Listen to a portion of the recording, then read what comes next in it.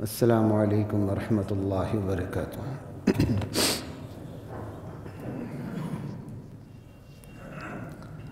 بسم اللہ والحمد للہ والصلاة والسلام علی رسول اللہ، اما بعد فاعوذ باللہ من الشیطان الرجیم، بسم اللہ الرحمن الرحیم۔ ان ابراہیم کان امۃ قانتا للہ حنیفا ولم یک من المشرکین شاکرا لانعمہ اجتباہ وہداہ الی صراط مستقیم۔ سورۃ النحل پہ گزشتہ نشست سے بات ہو رہی تھی، اس کے آخری تقریباً 2 رکوع پہ 106 آیت سے 108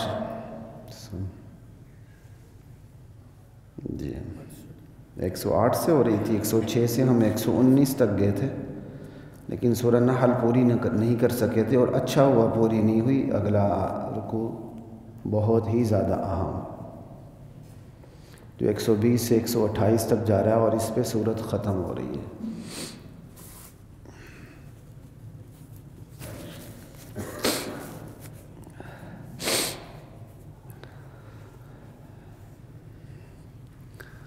ان ابراہیم کان امہ، یقیناً میرا بندہ ابراہیم اپنی ذات میں پوری ایک امت تھا، ایک ادارہ تھا،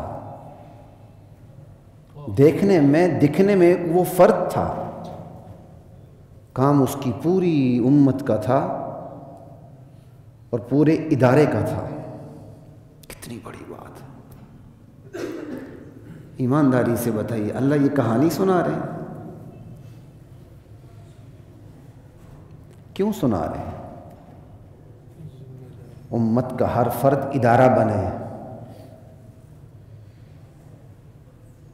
امت کا ہر فرد اتنا قیمتی ہو، وہ اپنی ذات میں پوری ایک امت ہو، بھلے پوری دنیا ایک طرف ہو، وہ اکیلا ایک طرف ہو۔ امتی کی اصل شان یہ ہے، وہ یہ نہ دیکھے اکثریت کدھر ہے، اقلیت کدھر ہے، دنیا کی رونقیں کدھر ہیں، عوام کی بھیڑ کدھر ہے، عوام کا ہجوم کدھر ہے، وہ یہ نہ دیکھے، یہ دیکھے اللہ کی مرضی کدھر ہے۔ اللہ کو محمد الرسول اللہ کے بعد جس نبی پر سب سے زیادہ پیار آتا ہے وہ ابراہیم علیہ السلام ہے، جو خود محمد الرسول اللہ کی جد امجد ہیں، اور حضور ان کی دعا بن کے نازل ہوئے ہیں۔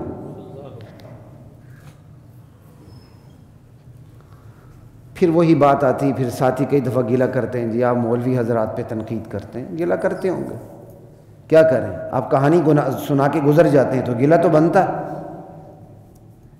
کیوں نہیں بنتا؟ حکمت کس کا نام ہے؟ حکمت اس کا یہ نام تو نہیں کہ آپ سنا کے گزر جائیں، حکمت تو تطبیق کا نام ہے، موقع محل کا نام ہے، سامنے کی استعداد اور اس کی ذہانت اور ذہنیت کو سامنے رکھ کے بات کرنے کا نام ہے۔ اور ناراض نہ ہو جو ساتھی سنتے ہیں، کئی دفعہ اہل علم بھی رابطہ کرتے ہیں، آپ کون سی کتابوں کا مطالعہ کرتے ہیں؟ مجھے اللہ ناشکری سے محفوظ فرمائے، کئی دفعہ مجھے اس سے کوفت بھی ہوتی ہے، بھئی وہی کتابیں جو ہم پڑھ کے آئے ہیں، جو الحمدللہ اوریجنل سورس سب کے سامنے، لیکن الحمدللہ سو کے نہیں گزرے تھے۔ میں تحدیث بن نعمت کے طور پر کہتا ہوں، میرے درس نظامی کے 8 سال اس طرح گزرے ہیں کہ میں صبح میری پڑھائی شروع ہوتی تھی، پڑھائی کے بعد جو میرا اپنا ذاتی مطالعہ ہوتا تھا وہ رات 11 سے 12 بجے تک ہوتا تھا، عصر اور مغرب کے درمیان بس میں فٹ بال کھیلتا تھا، گیم کرتا تھا، اور ساتھیوں کے ساتھ میری دوستیاں بھی کم نہیں تھیں۔ میں ایسا پڑھاکو نہیں تھا کہ میری دوستیاں نہ ہوں، دوستی بھی بہت زیادہ تھی میری، لیکن بڑی الحمدللہ حدود میں تھی۔ تو یہ تو نہیں کہ چپ کر کے آپ کتابوں سے گزر جائیں اور بعد میں کہیں جی آپ کس کتابوں کا مطالعہ کرتے ہیں؟ بھائی انہی کتابوں کا مطالعہ کرتے، اس سے استنباط اور استخراج یہ اللہ کی دین ہوتی ہے، اللہ کی عطا ہوتی ہے۔ اس میں اللہ تعالیٰ بندے کو محنت کی، جد و جہد کی توفیق عطا فرماتے ہیں۔ یہ تحدیث بالنعمت کے طور پہ کہہ رہا ہوں، آپ کے لیے نہیں، اسپیشل ان علماء کے لیے کہہ رہا ہوں جو کئی دفعہ سمجھتے ہیں پتہ نہیں کون سی چوری کی کتابیں رکھی ہوئی ہیں، تو وہ کسی کو بتاتے نہیں ہیں اور اس طرح مطالعہ کر کے آتے ہیں۔ لا الہ الا اللہ اللہ اکبر۔ ان ابراہیم کان امہ، ابراہیم اپنی ذات میں ایک جماعت تھے، ایک امت تھے۔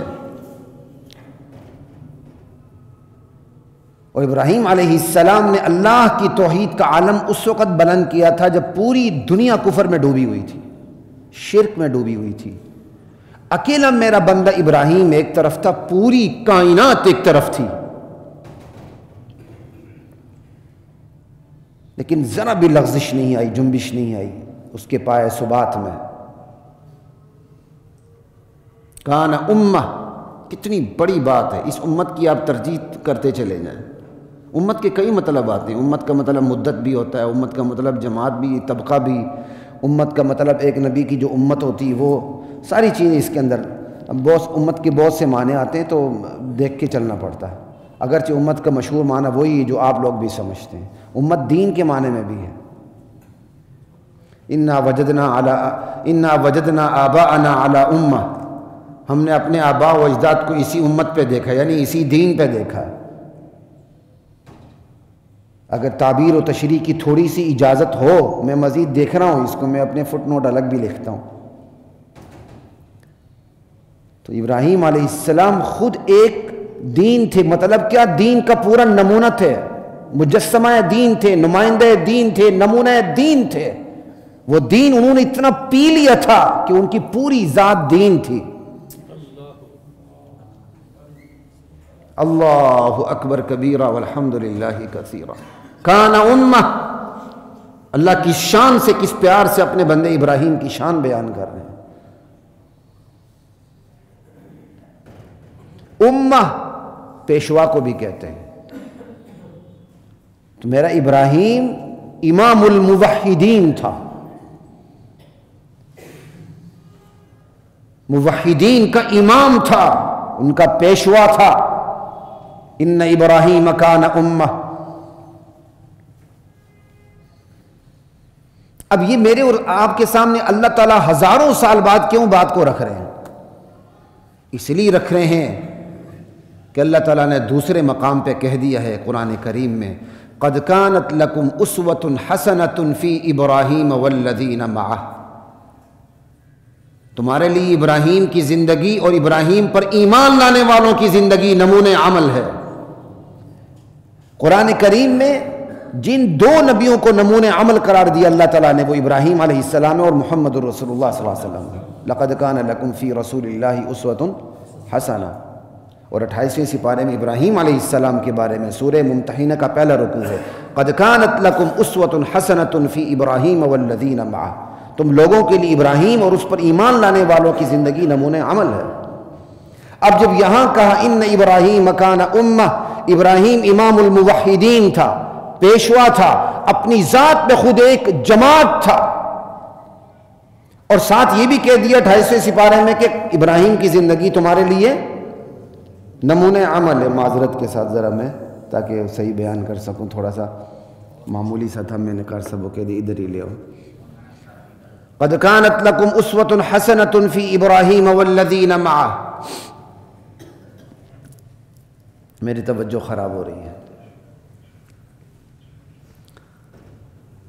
ایک طرف کہہ دیا ابراہیم کی زندگی نمونہ عمل، اور دوسری طرف کہا ابراہیم اپنی ذات میں انجمن تھا، اپنی ذات میں ایک امت تھا۔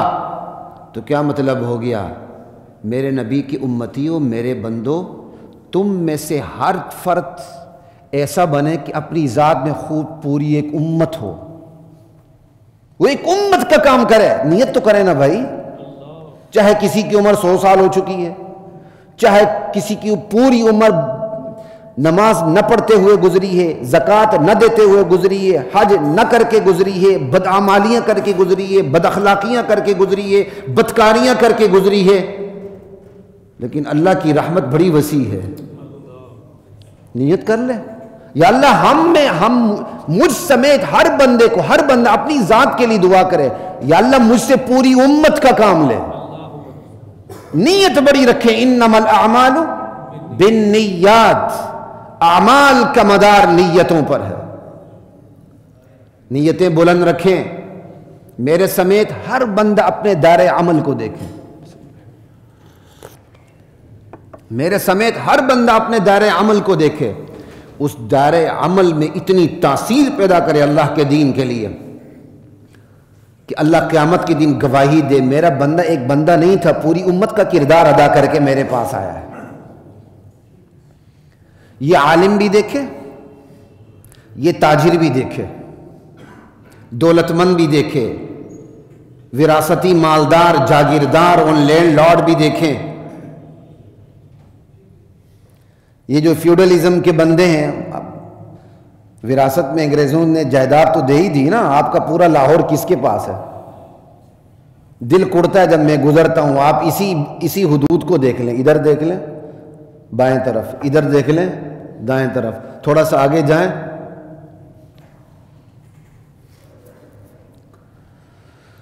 اللہ اکبر، مار روڈ اتنا نہیں ہے جتنا انہوں نے قبضہ کیا ہوا ہر طرف، یہ جائیدادیں کس کی ہیں؟ لیکن پاکستان بننے کے بعد بھی ابھی بھی دیکھیں بڑے بڑے تعلیمی ادارے رفتہ رفتہ گریجولی آہستہ آہستہ عیسائی مشنری اداروں کے حوالے کر مشنریز کو دے دی جا رہے ہیں۔ میں خیال کینیڈ بھی دے دیا گیا، ایف سی کالج تو دے دیا گیا۔ یہ کیا ہے؟ تعلیم سے تو ذہانت بنتی اور ذہنیت بنتی، تعلیمی ادارے رفتہ رفتہ جا رہے ہیں ان کے پاس۔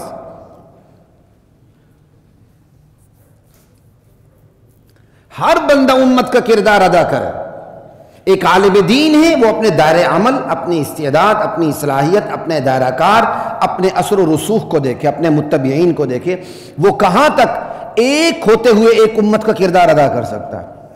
بسا اوقات بڑا افسوس ہوتا ہے، بڑے بڑے ذہین اور زیرک عالم ہوتے ہیں اپنی ذات میں، لیکن اللہ کی مرضی وہ اپنی ذات کی حد تک کام کر کے اس دنیا سے چلے جاتے ہیں۔ اتنی استعداد ہوتی ہے ان کے اندر کہ انہیں ادارہ قائم کرنے کی توفیق نہیں ہوتی۔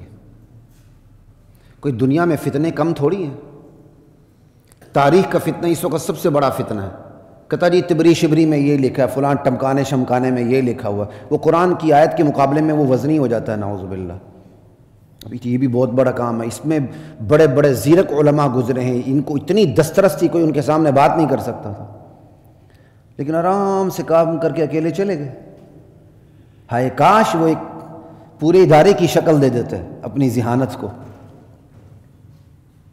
اس طرح بڑے بڑے علماء ہیں، وہ اپنی ذات کے خول میں بند ہیں، بس جتنا ان کا انفرادی طور پر کام ہو سکتا کرتے ہیں، لیکن اس کو بڑی سطح پہ لانا، انسانوں کا کارخانہ بنانا، وہاں انسان تیار کرنا، جو نبیوں کا کام تھا وہ ان سے نہیں ہوا۔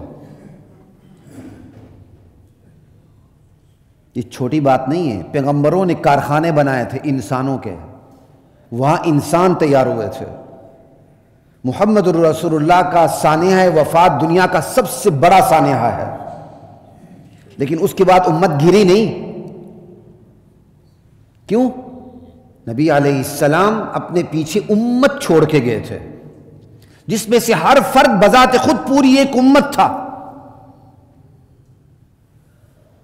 تو پھر دیکھیں کہاں سے کہاں پہنچے مسلمان، اور جب اس راستے کو چھوڑ دیے تو پھر کیسے پیچھے ہٹتے چلے گئے، اور ابھی بھی پیچھے ہٹتے ہی جا رہے ہیں۔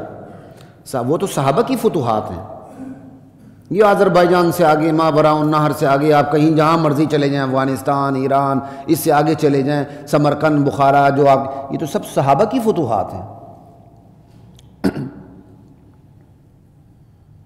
اللہ اکبر، لا الہ الا اللہ۔ نبی علیہ السلام کی وفات سے جو خلا آیا، اگر پیچھے امت تیار نہ ہوتی تو ختم ہو چکا ہوتا مسئلہ، لیکن ختم نہیں ہوا، بڑا مسئلہ، بڑھتے چلے گئے۔ یہ کیا تھا؟ پیچھے انسان تیار کر کے اللہ کے نبی اس دنیا سے رخصت ہوئے تھے۔ آج ایک عالم دین کا کردار بھی یہی ہونا چاہیے۔ اللہ نے اس کو استعداد دی، صلاحیت دی ہے، اس صلاحیت کو وہ متعدی کرے، اس کو آگے پھیلائے، وہ جائے پیچھے ایک پورا ادارہ کام کر رہا ہو، پوری ایک امت تیار ہو، یہ ہے کام۔ اسی طرح ایک تاجر ہے، اللہ تعالیٰ نے اس کو حلال دولت دی ہے، کبھی کسی کو ادھر سے 10 سو دیتا ہے، کبھی ادھر سے کسی کو 5 دیتا ہے، وہ سمجھتا ہے میں بہت بڑی نیکی کر رہا ہوں، لیکن صرف اس کی ایک بیٹی کی شادی کے اخراجات کو آپ دیکھ لیں تو پوری زندگی کے صدقات سے 100 ضربیں لگتی ہیں اس کی، صرف ایک شادی، ایک بیٹی کی شادی پہ جو وہ خرچ کرتا ہے، اس نے شروع سے لے کر قبر جانے تک جو اس نے صدقات دی ہوتی ہیں اس سے 100 ضربیں لگ کے وہ ایک شادی پہ خرچ کرتا ہے۔ کتنی بدقسمتی ہے۔ اب ایک تاجر ہے، وہ خود ایک امت کا کردار ادا کر سکتا ہے، پوری امت کا، اللہ تعالیٰ نے اس کو دولت دی ہے، وہ کیا کرے؟ وہ بھی انسانوں کا کارخانہ بنانے میں پیش ہو، اپنے دائرۂ عمل کو دیکھے، اہل علم سے رابطہ کرے، کیا کروں؟ وہ جائیں، اس کی تجارت قیامت تک صدقہ جاریہ بن کے کام کرے، وہ دنیا سے چلا بھی جائے تو اس کا صدقہ جاریہ قیامت تک چلے۔ حضرت عثمان کا اکاؤنٹ آج بھی چل رہا ہے، آج بھی سعودیہ میں حضرت عثمان کا اکاؤنٹ جاری ہے۔ ایک طرف وہ کیپٹل اماؤنٹ بڑھاتے ہیں اور دوسری طرف وہ جو خیراتی کام ہے اس کو بڑھاتے چلے جاتے ہیں۔ کتنا بڑا کام ہے۔ تو یہ تاجروں کے لیے نمونے عمل نہیں یہ چیز۔ اسی طرح ایک بندہ با اختیار ہے، اللہ نے اس کو اختیار سے نوازا ہے، پھر جو ہمارے ملک کا جو جغرافیہ جیسا ڈیزائن کیا گیا بائی نیچر تو نہیں ملا نا، نہیں جد و جہد سے آپ کو یہ نقشہ ملا، یہ تو ایک ڈیزائن کیا وہ نقشہ آپ کو دیا گیا ہے تاکہ آپ ایک سیکیورٹی سٹیٹ بن کے رہیں، ہر طرف آپ کی سرحدیں خطرے میں رہیں۔ لیکن اللہ نے اس شر سے بھی خیر نکال لیا۔ اگر ہم اس خطرے سے دوچار نہ ہوتے تو ہماری افواج اتنی مضبوط نہ ہوتی۔ جو سوئی نہیں بنا سکتے دنیا کی مضبوط ترین فوج رکھتے ہیں، جو چھوٹی سی چیز نہیں بنا سکتے وہ ایٹم بم رکھتے ہیں۔ یہ کس نے مجبور کیا؟ ضرورت ایجاد کی ماں ہے نا، خوف لاحق ہوا کیا، اگر بے خوف ہوتے تو نہ ہوتا۔ تو اللہ نے شر سے بھی خیر نکال لیا۔ تو بات میری کس پہ آ رہی تھی کہ صاحب اقتدار پہ۔ تو ہمارا جو انتظامی سٹرکچر ہے نا وہ بھی ایسا ہی ہے، ایک چھوٹی اسٹیبلشمنٹ، پھر بڑی اسٹیبلشمنٹ، پھر بڑی اسٹیبلشمنٹ، یہاں تک کہ فیوڈلز ہیں اس ملک کے وہ خود اشرافی اسٹیبلشمنٹ ہے۔ یہاں کا جو نام نہاد اشرافیہ ہے وہ بذات خود ایک اسٹیبلشمنٹ ہے۔ یہ الیکٹیبلز کی اصطلاح ویسے تو نہیں آئی تھی نا، یہ خود ایک اسٹیبلشمنٹ ہے۔ پھر آگے جا کے سب اسٹیبلشمنٹ کا باپ ایک اسٹیبلشمنٹ ہے، اس کا جو سردار ہے وہ سب سے بڑا اسٹیبلشمنٹ ہے۔ اب وہ جو مرضی کریں۔ اب اللہ تعالیٰ نے اس مقام تک کسی کو پہنچا دیا ہے کہ اس کی ہاں ہاں، اس کی نہ، وہاں وہ پوری امت کا کردار ادا کر سکتا ہے۔ ان ابراہیم کان امہ۔ اور اگر اس کی میں چھوٹی سی مثال دوں، میں یہ نہیں کہتا پوری امت کا کردار ادا کیا، لیکن اختیارات کے جائز استعمال کی ایک مثال دوں تو وہ میں شہید ضیاء الحق کی دوں گا۔ 73 کا قانون بنا، اس کے باوجود قرارداد مقاصد دباچے میں تھی، اس کی حیثیت ایک پریمبل کی تھی۔ ضیاء الحق کو کسی نے مجبور نہیں کیا تھا، کوئی 77 والی تحریک نہیں چلی تھی، ٹھیک ہے؟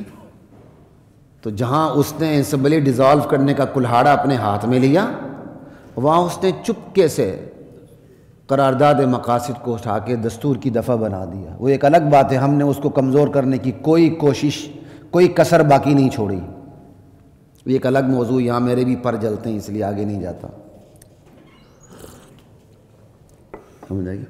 اب وہ کسی نے مجبور نہیں کیا تھا، دینی سوچ رکھنے والا بندہ تھا، اس نے قرارداد مقاصد کو پریمبل سے اٹھا کے آرٹیکل بنا دیا۔ اب دنیا کی عالمی طاقتیں پاکستان کو مجبور کرتی ہیں کہ اس قرارداد مقاصد کو کی آرٹیکل کو اٹھا کے واپس پریمبل میں لے جاؤ. یہ آپ کو پتا ہونا چاہیے، کیونکہ ان دجالی قوتوں کو ہمیشہ خطرہ ہے کہ اس دفعہ کی بنیاد پر کبھی بھی کچھ ہو سکتا ہے. ابھی چھوٹا کام نہیں ہے. عالم ہو، تاجر ہو، صاحب اقتدار ہو، صاحب اختیار ہو، دکاندار ہو، ریڈی لگاتا ہو، کوئی بھی ہو، اللہ نے اس کو ایک دائرہ عمل دیا ہے. وہ اس دائرہ عمل کے اندر نیت بڑی سے بڑی رکھے. اب میں ایک دکاندار کی آپ کو مثال دیتا ہوں. جب میں یہ M Phil P H D کر رہا تھا تو اس وقت یہ کمپوزنگ کا سلسلہ محدود دکانوں میں ہوتا تھا. ہر جگہ یہ چیز سہولت یعنی اسمارٹ چیزیں میسر زیادہ نہیں تھیں. میں اردو بازار گیا یہ A4 کاغذ لینے کے لیے. اچھا، اور مجھے اس کا تجربہ بھی نہیں تھا کبھی. مجھے کسی نے مشورہ دیا جی نابا روڈ پہ ایک دکان ہے، آپ وہاں چلے جائیں. میں نے کہا یار مجھے امپورٹڈ دکھا ہے. میں جس کے پاس جاؤں مجھے لوکل کاغذ دکھا ہے. اب مجھے زیادہ پہچان تو نہیں تھی، لیکن لوکل کاغذ تو پاکستانیوں کا کام تو ویسے ہی پہچانا جاتا ہے. جتنا بڑا مرضی اناڑی ہو تو پہچان جاتا ہے کہ یار یہ دنیا کا نکمہ ترین کام ہے. تو مجھے پسند نہیں آیا وہ کاغذ. مجھے کسی نے کہا آپ نابا روڈ پہ چلے جائیں، وہاں ایک دکان ہے، وہاں آپ کو صحیح 1 نمبر امپورٹڈ کاغذ مل جائے گا. میں سیدھے نابا روڈ پہ آیا. انہوں نے شاید میرے پیچھے اب کہیں کسی اور جمعہ بھی پڑھا ہے کہ ایک دفعہ گپ شپ بھی ہوئی تھی ان کے ساتھ. اب تو کافی عمر والے ہو گئے ہیں، وہ سب بڑے نوجوان تھے. میں ان کی دکان پہ گیا، چھٹی والا دن تھا، لیکن چھٹی والے دن میں بھی ان کی دکان پہ قطار لگی ہوئی تھی. دکان پہ قطار لگی ہوئی تھی. میں نے جو پوچھا انہوں نے وہی اسی کوالٹی کا کاغذ لا کے میرے پورے سامنے وہ پیکٹ سامنے رکھ دی. تو میں نے دل میں اسی وقت سوچا، میں کہا دیکھیں اس کی دیانت کا اثر یہ ہے کہ لوگ دور دور سے اسی دکان پہ آ رہے ہیں.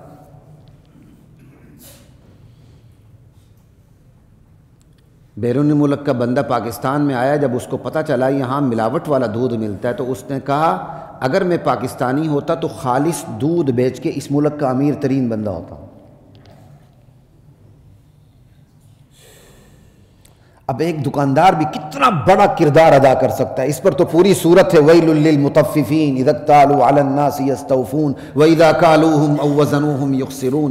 ناپ تول میں کمی یہ چھوٹی چیز ہے، معاشرے کے پورے اعتماد کو ڈھا کے رکھ دیتی ہے. اور معاشرہ کھڑا ہی اعتماد پہ ہوتا ہے. آپ اپنے سگے بھائی پہ اعتبار نہیں کرتے، لیکن کوئی ایسا اجنبی ہوتا ہے جس کے ساتھ آپ کا معاملہ ہو چکا ہوتا ہے، آپ بلائنڈ ٹرسٹ کرتے ہیں. یہ کیا چیز ہے؟ یہ کیا چیز ہے؟ معاشرہ ہمیشہ اعتماد پہ تعمیر ہوتا ہے، اور جس معاشرے میں اعتماد نام کی چیز نہ ہو وہ سب سے کھوکھلا معاشرہ ہوتا ہے. وہ معاشرہ کہلانے کا حقدار نہیں ہوتا. تو کہنے کی بات یہ ہے کہ ریڑھی سے لے کر کرسی اقتدار تک جتنے بھی شعبے، کسی شعبے کی اہمیت کم نہیں ہے. ہر ایک کے اپنے مقام پہ اپنی اہمیت ہے، اور ہر بندہ جس شعبے میں جس دائرہ عمل میں کام کر رہا ہے وہاں وہ نیت کر لے اے اللہ مجھ سے پوری امت کا کام لے. یہ ہے ان ابراہیم کان امہ. میں خالی اس پہ اتنی بات کافی، آگے چلوں میں نے پورے رکوع پہ بات کرنی ہے.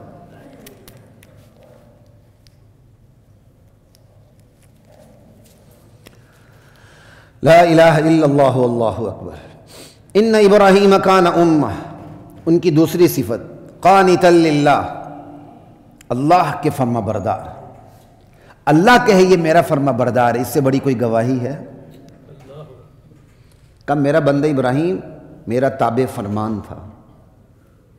تو پھر کہہ رہا ہوں اللہ یہ کہانی سنا رہے ہیں میرے اور آپ کے لیے.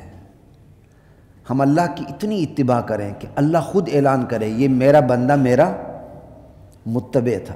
کیا شان ہوگی قیامت کے دن. اللہ مجھے اور آپ کو نصیب فرمائے. قانتا للہ. اب زیادہ تشریح نہیں کروں گا، آگے چلتے ہیں. اتباع صرف 5 وقت نماز میں نہیں ہے کہ بندہ 5 وقت کی نماز پڑھے، شادی غمی میں، زندگی کے معاملات میں وہ کام کرے کہ شیطان بھی شرما جائے، بلکہ اس علاقے سے چھٹی کر جائے. میرا بڑا بھائی یہاں موجود ہے، مجھے یہاں محنت کی کوئی ضرورت نہیں، میرے بڑے بھائی یہاں کام کر رہے ہیں. نمازی ہوتے ہیں، پورے چھورے ہوتے ہیں، بلکہ ٹوکے ہوتے ہیں معاملات میں، اخلاقیات میں، اعمال میں. اختیارات میں. یہ قانتا للہ زندگی کے ہر شعبے میں ہے.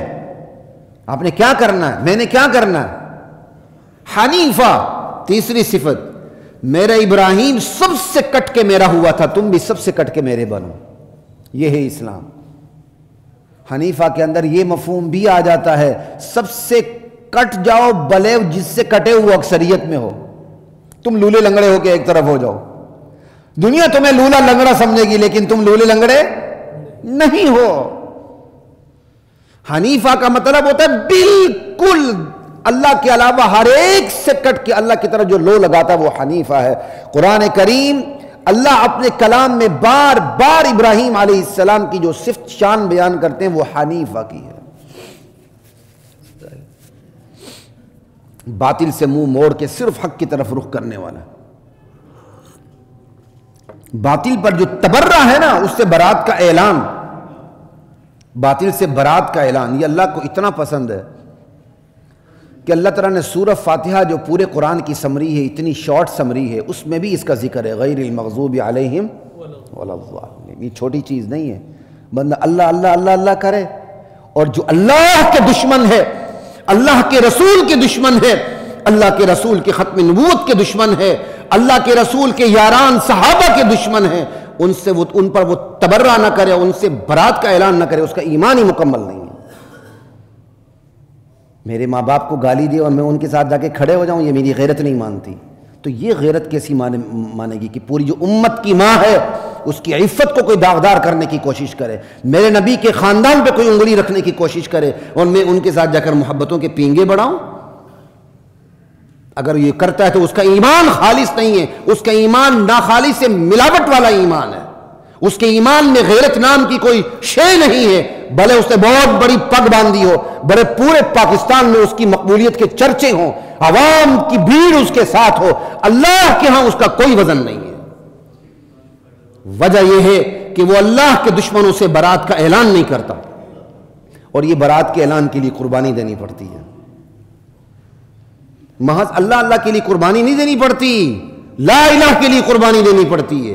کسی نبی نے اللہ پہ مار نہیں کھائی, لا الہ پہ مار کھائی ہے. آج کا مولوی بھی چالاک ہو گیا, وہ لا الہ پہ بات ہی نہیں کرتا, الا اللہ الا اللہ. وہ الا اللہ پہ بات کرتا ہے, اس کو پتا ہے کہ یہاں مجھے حلوے ملیں گے, یہاں مجھے پھولوں کے ہار ملیں گے, یہاں مجھے پروٹوکول ملے گا, یہاں مجھے ہر طبقہ ہر فرقہ مجھے سلام کرے گا, سلوٹ کرے گا. مولوی ہو تو ایسا ہو جو کسی کی دل آزاری نہیں کرتا. انا للہ و انا الیہ راجعون. یہ بعض مولوی بھی معاشرے کی نبض پر بڑی بہترین ہاتھ رکھتے ہیں, بڑے اداکار ہوتے ہیں. وہ ان سے بڑا اداکار اور فنکار دنیا میں نہیں. وہ معاشرے کی نبض پہ ہاتھ رکھ کے چلتے ہیں. معاشرہ جس چیز کو ناپسند کرتا ہے اس کے قریب نہیں پھٹکتے. ہاں اللہ اللہ بڑا کرتے ہیں. انبیاء سے بڑی ہستیاں دنیا میں کون سی آئی ہیں, لیکن جو نبی آیا اس کے پیغام کا پہلا چوز اللہ نہیں تھا, لا الہ تھا, اس کے بعد الا اللہ. آخر یہ حقیقت ہم سے نظر انداز کیوں ہوتی ہے؟ انبیاء قتل ہوئے اللہ پہ نہیں, لا الہ پہ. انبیاء کی لانیں لگ گئی, انہیں شہید کیا گیا لا الہ پہ. اور انبیاء ان امتوں میں آئے جو امت خدا کے وجود کا اقرار کیا کرتی تھی. اگرچہ ان کی نبوت دہریوں کے لیے بھی ہے, لیکن ہر نبی اس امت میں اترا جو خدا کے وجود کا اقرار کرتا تھا. تو جب جو امت خدا کے وجود کی اقراری ہو, اس امت میں اللہ اللہ اللہ اللہ کرے, بڑے بڑے تسبیحی تسبیح پھیریں, تو کیا فرق پڑتا؟ مجھے یہ بتائیں, کیا فرق پڑتا؟ فرق پڑتا لا الہ پہ. کوئی تہذیب نہیں, کوئی تمدن نہیں, کوئی کلچر ثقافت نہیں, کسی رواج کا کوئی عمل دخل نہیں, الا اللہ. ہم کسی طاقت کو نہیں مانتے, کسی قانون کو نہیں مانتے, الا اللہ, سوائے اللہ کے قانون کے, سوائے اس رواج کے جس کی اللہ نے اجازت دی, سوائے ان شخصیات کی جس نے اللہ نے احترام کا کہا ہمیں, سوائے اس تہذیب کے, تمدن کے, کلچر کے, ثقافت کے جس کی اللہ نے ہمیں اجازت دی ہے. یہ لا الہ چھوٹی چیز نہیں ہے, یہ ہے حنیفہ. اور چوتھی صفت مسلمہ.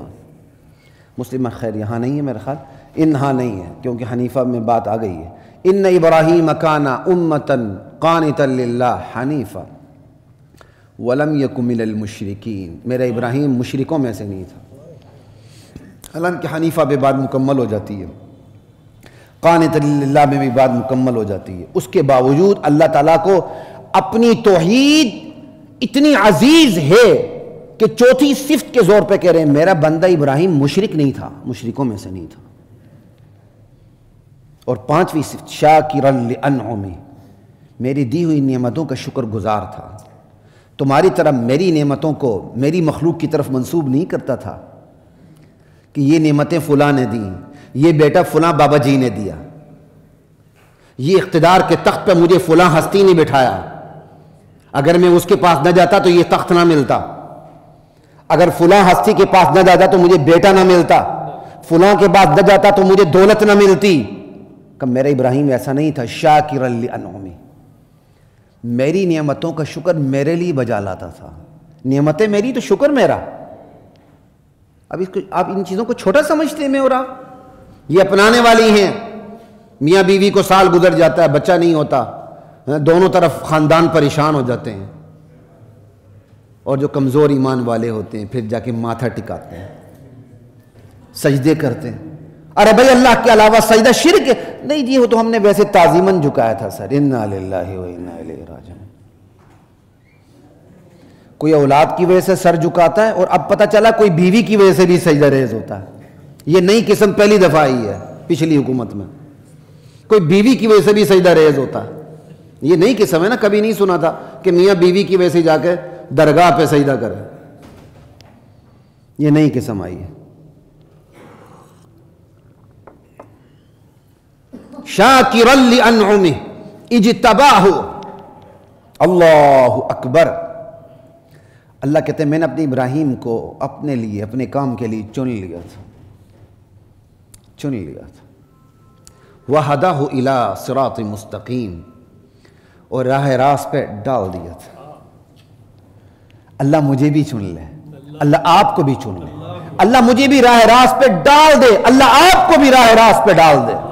لوگ کہتے ہیں صحت سب سے بڑی نعمت ہے. نہیں, خدا کی قسم ہدایت سب سے بڑی نعمت ہے. ہدایت کے بعد پھر صحت ہے, کہ اس صحت کی وجہ سے ہم ہدایت کے تقاضوں پر عمل کرنے والے ہوتے ہیں.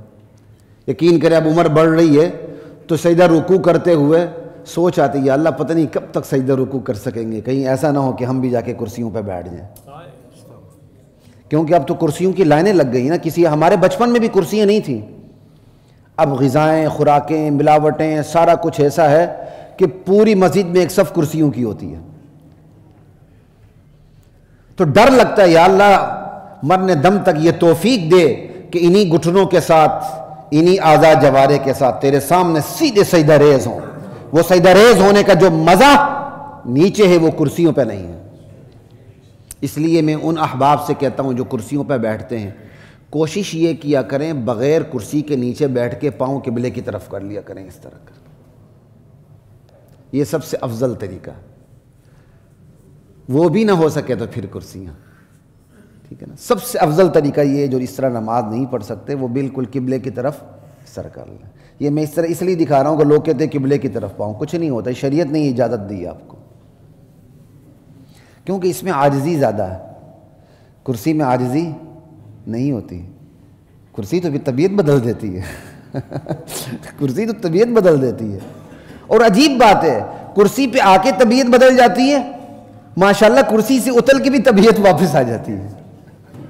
سمجھائی بات کی, بندہ واپس اپنی اوقات میں آ جاتا ہے, واپس جو تعلقات ختم ہوئے ہوتے ہیں کرسی کے سے پھر ان کو بحال کرتا پھرتا ہے. یہ تو ضائع روز کا مشاہدہ ہے بھائی, آئے روز کا مشاہدہ ہے. اس لیے کرسی کی وجہ سے آپے سے باہر نہ ہو, ورنہ کرسی کے نکلنے کے بعد ان تعلقات کو بحال کرنے میں وقت لگے گا آپ کو, اور بہت سے تعلقات بحال نہیں ہوں گے. اس لیے کرسی پہ بیٹھ کے بھی اپنے تعلقات کو بحال رکھیں, تاکہ کرسی سے اتر بھی جائیں تو پھر بھی کرسی سے زیادہ آپ کو عزت ملے. اللہ مجھے بھی نصیب کرے, آپ کو بھی نصیب کرے. لا الہ الا اللہ واللہ اکبر.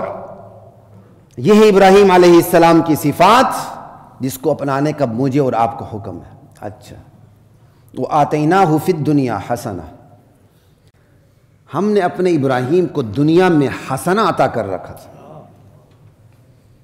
نبی علیہ السلام جو سب سے زیادہ دعا کیا کرتے تھے کثرت سے, وہ دعا تھی ربنا آتنا فی الدنیا حسنہ وفی الآخرۃ حسنہ وقنا عذاب النار. دنیا جہاں کی تمام دعائیں اس کے اندر آ جاتی ہیں.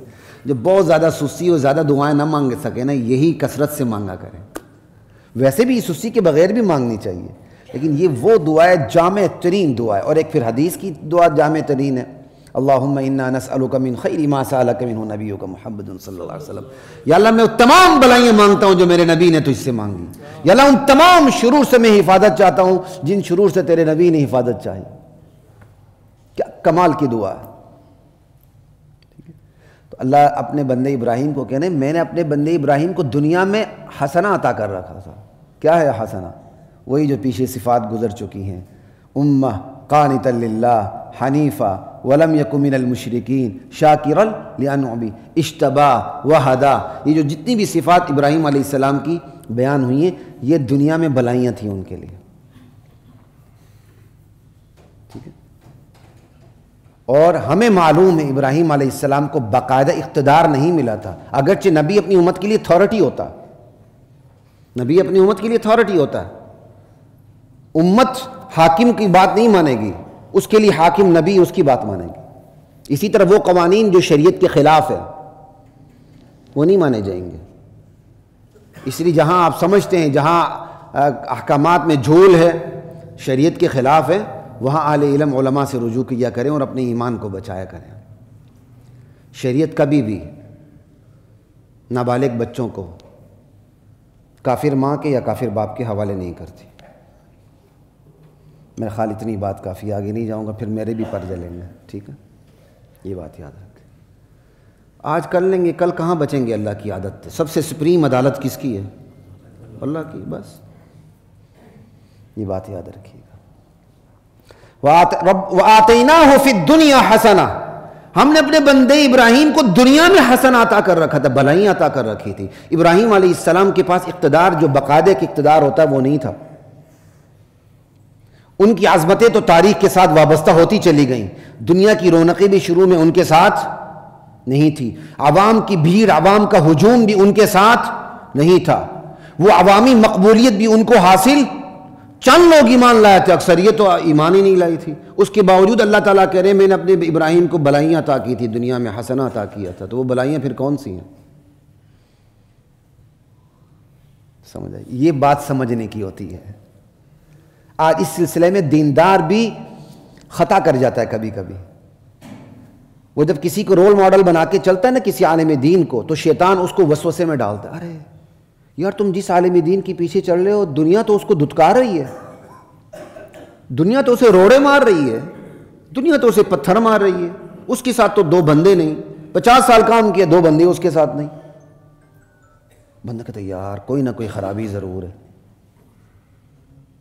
ارے بھائی یہ دیکھو کیا وہ دین کے مطابق کام کر رہا, شریعت کی خلاف ورزی نہیں کر رہا, تو یہی اس کی سب سے بڑی بزرگی, ساتھ جڑے رہو. یہ دیکھنا کہ عوامی مقبولیت ہے کہ نہیں, یہ دیکھنا کہ عوامی بھیڑ چال اس کو حاصل ہے کہ نہیں, یہ قرآن کے تصور حسنہ کے خلاف ہے. یہ آیت لے کے اللہ تعالیٰ میری اور آپ کی تربیت کر رہے ہیں کہ عوام اپنی ذہنیت ٹھیک کر لو. آج عوام بھی جو صحیح ہوتے ہیں نا, وہ بھی دیکھ دو کہ اس عالم کے پیچھے جانے کی کوشش کرتے ہیں جس کے پاس دنیا کی رونق ہوتی ہے. یہ ایک بھیڑ چال ہے نا, دنیا کا اقتدار ہوتا ہے, دنیا کی رونق ہوتی ہے, اور بڑے خوش ہوتے ہیں ہاں جی ہم کسی عالم دین کو ہی فالو کر رہے ہیں. ٹھیک ہے اللہ تعالیٰ توفیق عطا فرمائے, لیکن معیار یہ نہیں ہے. معیار یہ ہے کہ دین کے مطابق کام ہو رہا ہے, اور خصوصاً نظریاتی محاذ پہ کام ہو رہا ہے, ایمانیات کے یقینیات کا کام ہو رہا ہے. بھلے ایک بندہ بھی اس کے ساتھ نہ ہو, وہ اکیلا کھڑا ہو, پوری کائنات ایک طرف ہو, پھر بھی آپ اس کے ساتھ جوڑیں. یہ نہیں کہ جس پیر صاحب کے پیچھے 10,000 کی فوج ہو مریدوں کی وہی آپ کے لیے اچھا ہو, اور جس کے پیچھے 2 لوگ ہو تو وہ نیچا ہو. یہ کوئی طریقہ نہیں ہے. یہ تو ابراہیم علیہ السلام کو اللہ تعالیٰ ابراہیم علیہ السلام کے بارے میں کہہ رہے ہیں ہم نے دنیا میں حسنہ عطا کیا تھا. ابراہیم کے ساتھ دنیا کی بھیڑ چال نہیں تھی, عوامی مقبولیت نہیں تھی, چند لوگ تھے ایمان لائے تھے, باقی سارے کافر تھے. یہ میرے اور آپ کے لیے نصیحت ہے. وَآتَيْنَاهُ فِي الدُّنْيَا حَسَنَةً وَإِنَّهُ فِي الْآخِرَةِ لَمِنَ الصَّالِحِينَ. آخرت میں تو وہ تو ہو گئی ہے صالحین میں سے, دنیا میں ہم نے اسے یہ حسنہ عطا کیا تھا. آج بھی یہی ہے کہ آپ نے دین کے معاملے میں کسی کو فالو کرنا ہے, یہ دیکھیں دنیا میں حسنہ ہے, ان ابراہیم کان امہ قانتا للہ حنیفا ولم یک من المشرکین شاکرا لانعمہ. یہ ساری چیزیں ہیں وہ صفات جو قرآن کریم بیان کرتا. اگر ہیں تو بھلے ایک بندہ ایک طرف نہ ہو, پوری کائنات خلاف ہو, آپ اس کے پیچھے جائیں. معیار یہ نہیں کہ جس کے پیچھے 10,000 کے مریدوں کی فوج ہو تو آپ اس کے پیچھے جائیں, کہ یہ کوئی معیار نہیں ہے. یہ میں نے اسپیشلی فوکس کر کے اس لیے بات کی کہ عوام جانچنے میں غلطی کر جاتی ہے, بلکہ دیندار بھی اس میں کبھی کبھی خطا کرتے ہیں اور شیطان ان کو ڈی ٹریک کر دیتا.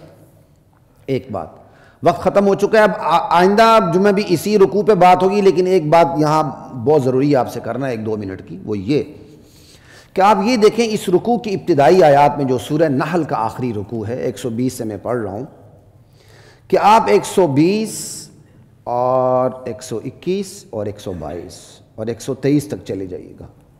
ٹھیک ہے, اس میں سارے ابراہیم علیہ السلام کی صفات بیان ہوئی ہیں, اور پھر اللہ تعالیٰ کہہ رہے ہیں ساتھ ہی کہ میرے نبی ابراہیم کی فضیلت یہ ہے کہ ہم نے آپ کی طرف وحی کی کہ ابراہیم کی پیروی کرو.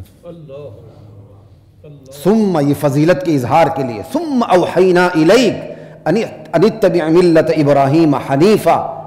پھر ابراہیم کی شان دیکھو کہ ہم نے آپ کی طرف وحی کی کہ میرے محمد ابراہیم کی ملت, ابراہیم کے اسلام کی پیروی کرو. اور وہ ابراہیم کون سا؟ حنیفہ. پھر کہا سب سے کٹ کر میرا ہو گیا تھا. وما کان من المشرکین, پھر تکرار, وہ مشرکوں میں سے نہیں. یہ ابراہیم کی شان. اب کیا سمجھ آئی؟ ان آیات میں اللہ تعالیٰ نے ابراہیم علیہ السلام کو رول ماڈل بنا کے پیش کیا, صرف امت کے لیے نہیں, خود نبی کے لیے بھی, خود نبی کے لیے بھی رول ماڈل بنا کے پیش کیا, نمونہ بنا کے پیش کیا. اسی سے انسان کی نفسیات کو سمجھ لیں. انسان کی نفسیات یہ ہے کہ اس کے سامنے رول ماڈل آ جائے, نمونہ آ جائے, تو اس کے لیے پیروی آسان ہو جاتی ہے, وہ لپکتا ہے اس کے پیچھے. اب ابراہیم علیہ السلام کو ان آیات میں ایسا رول ماڈل بنا کے پیش کیا گیا کہ اللہ کہتے ہیں ان کے لیے دنیا میں بھی حسن ہے اور آخرت میں بھی بھلائی. یہ ایسا رول ماڈل ہے, نہ تم دنیا میں نقصان کھاؤ گے نہ آخرت میں. اس کے مقابلے میں دجالی قوتوں نے اپنے رول ماڈل بنا لیے. وہ اپنا ایک نمونہ بناتے ہیں. وہ یہ نہیں ہوتا کہ وہ رول ماڈل بنا کے خود پوجا کریں, وہ ایسا نہیں کرتے. دنیا کو انہوں نے دجالی ٹریک پر چلانا ہوتا ہے تو وہ مصنوعی شخصیات کو مصنوعی طور پر ڈیولپ کر دیتی ہیں, ان کو نمونہ بنا دیتی ہیں. اور خصوصاً یہ پسماندہ ممالک میں یہ کام بہت زیادہ ہوتا ہے, جہاں IMF, ورلڈ بینک اور مالیاتی اداروں کی گرفت ہے, ان ممالک میں یہ کام بہت زیادہ ہوتا ہے. بنگلہ دیش, پاکستان, ہندوستان, ادھر ادھر جتنے بھی, خصوصاً اس میں مسلم ممالک کو فوکس کیا گیا ہے. ان میں سے وہ ایک ننگے ترین بندے کو, ننگے ترین بندی کو, بدکار کو, بد اخلاق کو, بے حیا کو, یا ایک انتہائی بے دین ذہنیت رکھنے والے انسان کو نمونے کے طور پر اٹھا لیتے ہیں, اور پوری اس علاقے کی عوام کو اس کے پیچھے لگا دیتے ہیں, اس کو پروٹیکشن دیتے ہیں, اسے دولت دیتے ہیں, اسے ڈالر دیتے ہیں, اسے یورو دیتے ہیں, اسے پروٹوکول دیتے ہیں. پھر بعد والے اس کی طرف لپکتے, اوہ ہم بھی یہ کام کریں گے تو ہمیں بھی یہ سٹیٹس ملے گا, پیچھے لگ جاتے ہیں. اللہ نبیوں کو رول ماڈل بنا کے پیش کرتا ہے. شیطانی قوتیں شیطانوں کو مصنوعی طور پر ڈیولپ کرتی ہیں, انہیں شخصیت بناتی ہیں اور دنیا میں پھینکتی ہیں, تاکہ اصل جو لوگ ہیں وہ اللہ کے راستے سے ڈی ٹریک ہو کے اس طرف آئیں. یہ رول ماڈل ہو. تو نام تو نہیں لینا چاہیے لیکن لے ہی لیتا ہوں. سوات میں جب یہ فائرنگ ہوئی ہماری بہت سی بچیوں پہ جو تشدد کرنے والے تھے یا جو بھی تھے باہر کے لوگ تھے, تو ملالہ سمیت کئی کیا کہتے ہیں اس میں زد میں آئیں, لیکن آپ ملالہ کے علاوہ کسی لڑکی کا نام نہیں جانتے, صرف ملالہ کو جانتے ہیں. اور آج ملالہ کو رول ماڈل بنا دیا گیا ہے, اس کی تھنکنگ, اس کی تھاٹ, اور دنیا کے وہ جو نامور میگزین ہے اس میں اس کے انٹرویوز کا آنا، سر ورق میں اس کی تصاویر کا چھپنا، اور پاکستان اہم ترین حادثات واقعات ہوں تو اس کا آنا اور اپنی تھاٹ کو ڈیلیور کرنا، یہ کیا ہے؟ عالمی قوتوں نے اس کو نمونہ بنا کے یہاں چھوڑ دیا ہے تاکہ یہاں کی بچیاں اس کو رول ماڈل بنا کے چلیں، گھروں سے نکلیں، میرے مرضی میں میرا جسم میری مرضی کی طرف ٹریول کریں، اور اس طرف وہ جو امت کا ایک ٹریک ہے اس کو چھوڑ کے اس ٹریک پر آ جائیں۔ یہ ایک اشارہ میں نے آپ کو کیا ہے۔ قرآن کریم رول ماڈل بنا کے نبیوں کو پیش کرتا ہے، صالحین کو پیش کرتا ہے، اس کے مقابلے میں شیطانی قوتیں شیطانی شخصیات کو رول ماڈل بنا کے اس معاشرے میں پھینک دیتی ہیں تاکہ ان کو رول ماڈل بنا کے ان کو کیا کہتے ہیں، ان کو فالو کیا جائے، اور اس طرح جو نبیوں والی قوتیں ہیں ان کا مقابلہ کیا جائے۔ وآخر دعوانا الحمدللہ رب العالمین۔ وَلَقَدْ أَنزَلْنَا